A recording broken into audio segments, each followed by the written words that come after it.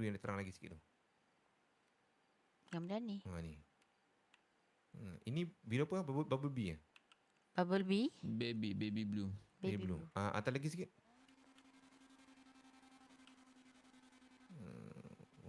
Ni dia lagi pekat. Cuba try lalu dulu biru satu dan tengok macam mana. Ini tekos. Turquoise eh. Nampak macam jambu sangat tu.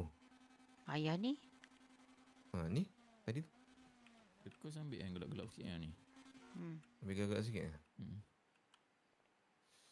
Sebab seed soalan ni. Seed patutnya tak perlu ambil yang jenis macam ni. Dia ada satu kan.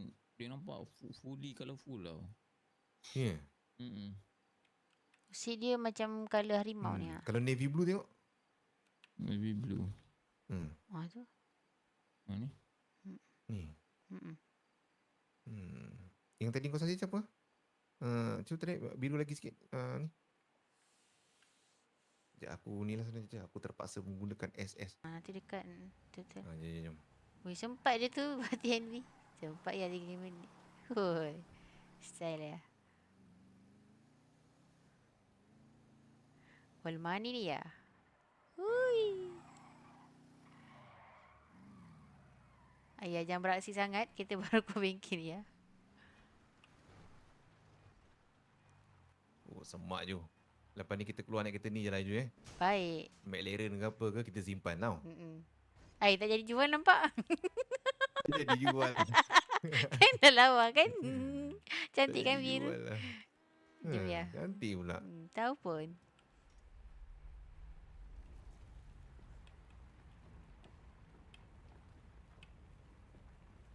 Ayah yang kita tu.